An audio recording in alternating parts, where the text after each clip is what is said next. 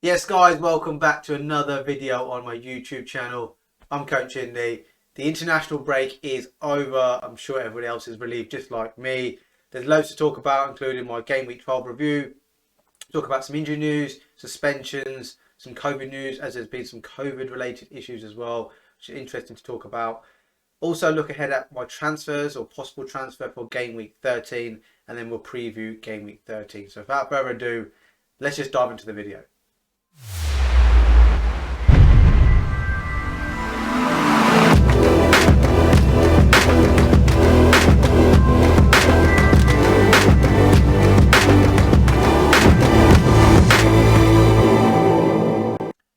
Okay, Game Week 12 review.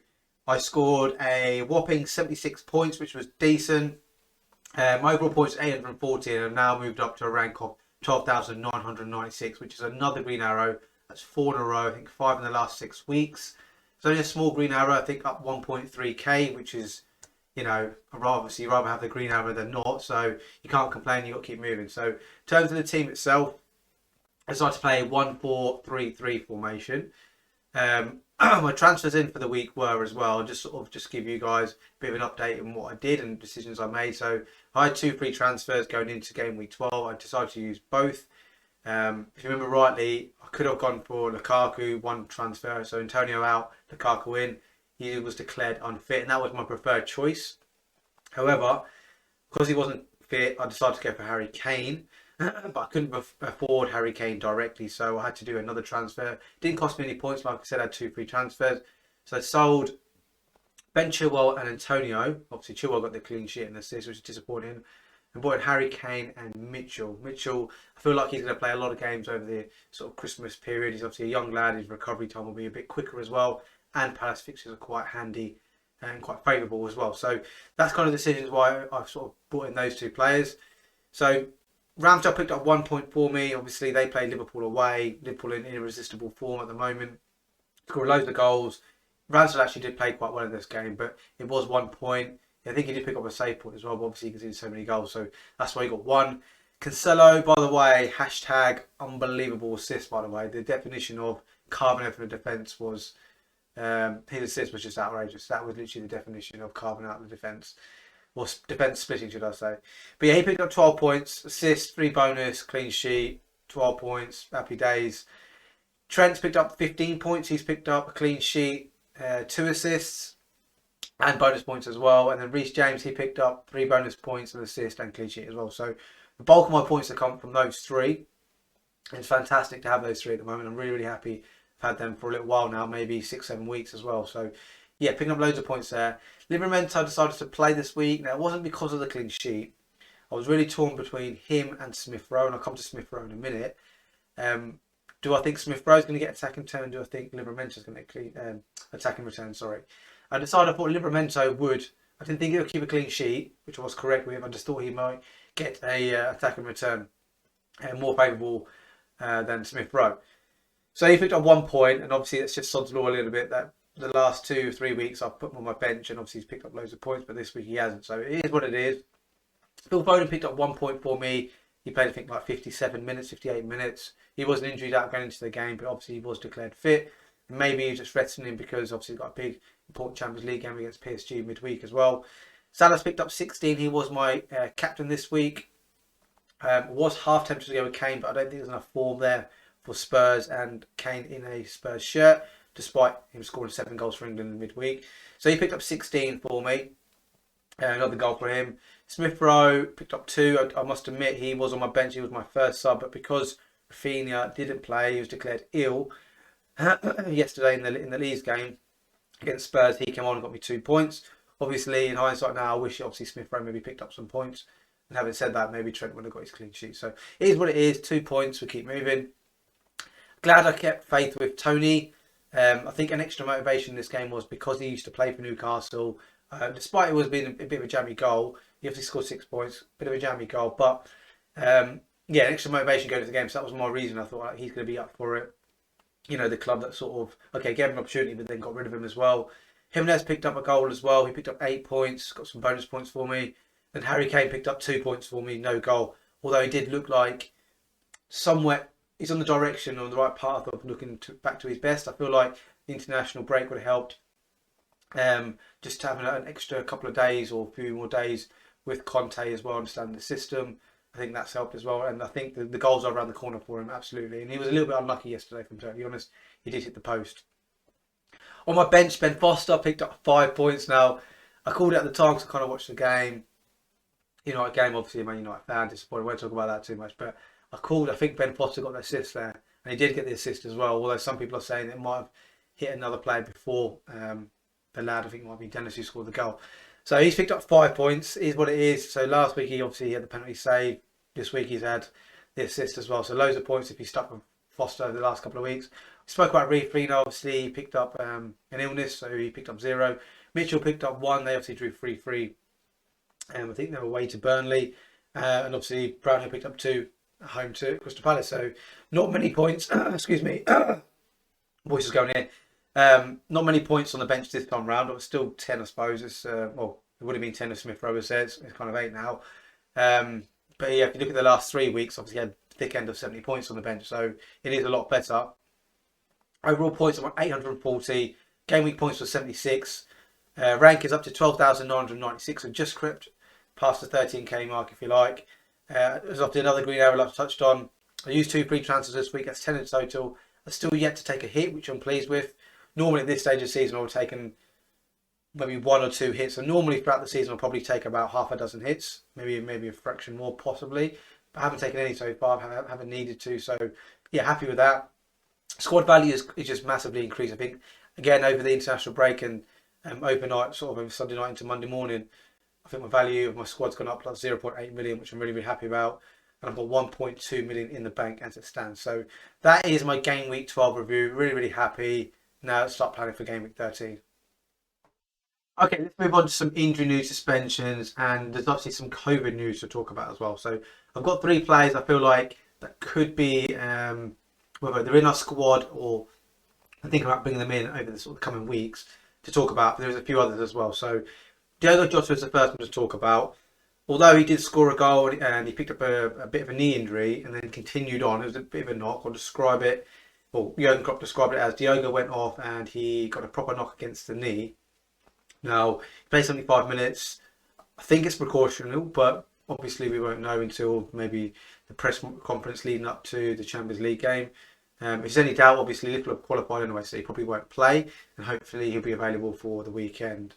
So if you don't get any news prior to the Champions League game, I think we'll get some news leading up to the Southampton game as well. So Liverpool's next 3 games are Southampton at home, which is a really, really nice fixture. Then the Merseyside derby away from home, and then Wolves away from home as well. So decent-ish fixtures going forward. Then moving on to a couple of the Man City boys. So you've got Jack Grealish and Kevin De Bruyne. So Jack Grealish first. He picked up a bit of a leg injury on international duty. So he missed a game at home to Everton yesterday. Man City's games going forward are West Ham at home. So West Ham in decent form at the moment, despite their 1-0 defeat to Wolves over the weekend. Then they've got Villa away and then Watford away as well. So some decent-ish fixtures in there. We don't know how long he's going to be out for. Again, it's probably a press conference thing. He might play in the Champions League game and then he'll be absolutely fine. So we'll talk about possible replacements later on. And then there's Kevin De Bruyne. So he has COVID-19. He tested positive for it. I think it was a couple of days prior to their game. So he has to have 10 days of isolation period. So he's definitely going to miss the Champions League game. And it's touch and go whether he's going to be available for the West Ham game as well. So there's sort of 3 players that might be on our radar. We might already have them in, so you just got to sort of bear in mind. A few other players I just want to sort of touch on. Harry Maguire picked up a second yellow card, so he's going to be missing their next game. I think it's Chelsea away, so he won't be available for that. You've also got Mason Greenwood who tested positive for COVID-19 as well, so he won't be playing either. And then you obviously have Rafinha as well, who was ill in the game against Spurs yesterday as well. So a few other players that I'll just mention as well, but I feel like these 3 in particular are probably the players that most players are looking at. I mean, you can include Rafinha in there as well, but obviously with Leeds at the moment, it's not looking great in terms of how they're performing as a team. So yeah, they're sort of the injury news that we want to sort of bring you guys. Just going to look at some possible replacements next. Okay, looking ahead at some possible replacements for the 3 guys we just spoke about. First one is Jack Grealish, valued at 7.7 million. Now, If you have got enough budget, you can sort of get into Kai Havertz. He's valued at 8.1, so 0.4 difference. And obviously, if you haven't got the budget, then maybe you could just go for someone like a Mason Mount. Now, that's someone that you could be a direct replacement for Jota as well. If he's announced that he's going to be out for a period of time as well. Mason Mount is kind of more nailed up, maybe you could say, than Kai Havertz. You've got to bear in mind, obviously, now there's Werner and Lukaku on the verge of returns as well. So there's probably going to be a bit more rotation with Kai Havertz, maybe less so with Mason Mount. In terms of Kevin De Bruyne, now he's valued at 11.8 million. He probably wasn't on loads of people's radars, but obviously he's a key player. I mean, obviously he's got this COVID issue at the moment, but I think when he does get back, he's going to get his rhythm and he's going to be a key player going forward. He hasn't played loads this season, so you could argue he's a bit fresher than some of the other players, especially in the midfield area. You could replace him for Sadio Mane for 11.9 million. So again, it's kind of budget dependent. If you've got that 0.1, if you can stretch it, if you can find it in your squad somewhere. Now, what we'll say about this is Liverpool have 3 players that go to the AFCON after the Boxing Day fixtures, the 26th of December. So you are bringing them in for maybe about 3 to 4 weeks. You're probably going to get about 5 or 6 game weeks out of him because there's lots of fixtures coming up in the near future. So that's something to bear in mind. If you are going to bring in Sadio Mane, what is your exit strategy with him as well? Or are you just going to keep him on your bench for 3, 4, 5 game weeks potentially? Probably suggest that's not the wisest thing to do, especially given the value he is at as well, 11.9. So they're the few replacements for some of the guys I think that could be handy going forward. Okay, let's sort of build into game week 13, sort of build towards it if you like. So I'm thinking about a possible transfer. I've got 1 free transfer this week, as I used 2 last week. And what I'm thinking about doing is, and it's not because of Rafinha's illness, although it's kind of maybe the final straw if you like, a little bit, because he was kind of semi on the chopping block anyway. And also I do feel like if Diego Jota is fit and Firmino's rumoured to be out for another 3 or 4 weeks, then it's kind of a no-brainer having Diego Jota in your team. I did contemplate about taking a hit for game week 12, but I thought, no, let's not do that. You might hurt me a little bit, but in the main, I'm quite happy to sort of wait and bring him in. So I'm thinking about taking out Rafinha and bringing in Diego Jota. That'll leave me 0.3 million in the bank going forward.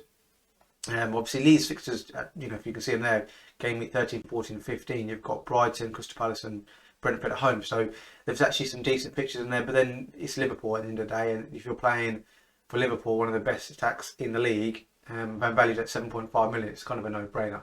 But again, I will just say it's all to do with the press conferences. Is he going to be fit? Is he not going to be fit? Say, for example, he isn't fit and he's going to be out for a little while. I'll probably just end up rolling with transfer. And I'll say that's dependent if Rafinha is going to be, if he's declared fit as well. Obviously, he's got the illness at the moment. Having said that, if he's maybe touch and go because he's only had 1 or 2 days training, he just isn't quite fit, but he's definitely going to be available for the following midweek, then I'll probably just still roll my transfer and just trying to utilise my bench a little bit. I've got potentially Mitchell I could use there as well. So that's kind of what my early thoughts are. Again, you've got European football midweek, you've got Champions League, Europa League and Europa Conference as well. So there's lots of things to sort of bear in mind there.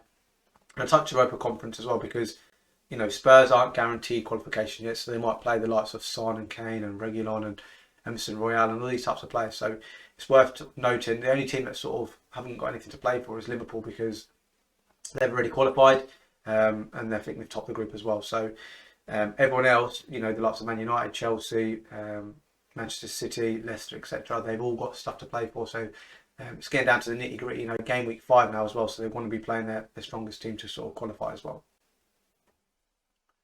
Okay, let's sort of start building up to game week 13 a bit further. So my team on paper looks fantastic in terms of the fixtures.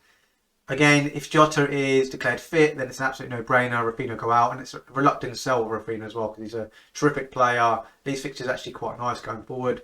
And to be honest with you, he shouldn't be playing for Leeds. He's too good for that. But that's for another day. So I'll be looking to play a 1-3-4-3 formation. Running through the team, Ramsdale at home to Newcastle, fantastic fixture. Although, what I will say is, obviously, you've got Eddie Howe in there, new manager bounce. First game, scored 3 goals. So it seems to be more of an attacking team. But generally speaking, I think Ramsdale's form is really, really good at the moment. So, if you don't get the clean sheet, potentially some save points there. To sell out home to West Ham, maybe a little bit tricky, especially the fact they've got PSG midweek as well. And obviously then they'd go into the West Ham game. But having said that, West Ham have got their game in Europe as well to play, and they haven't quite qualified just yet. I think they need maybe 1 more point. So, you know, they'll have some players that would have played maybe, you know, 1 or 2 days later, depending when the fixtures are, when Man City play their game. I think they play on the Wednesday, so it'll only be one game, a 1 day difference. Then you got Trent at home to Southampton, fantastic. Reece James at home to Man United. On paper, certainly a bit more tricky, but then obviously it's Man United's form. Very, very, well, shocking at the moment. Let's just put it that way. Obviously, we haven't touched on it. Ole Gunnar Solskjaer has been sacked, Manchester United as well. So at this stage, we think Michael Carrick's going to be the interim manager.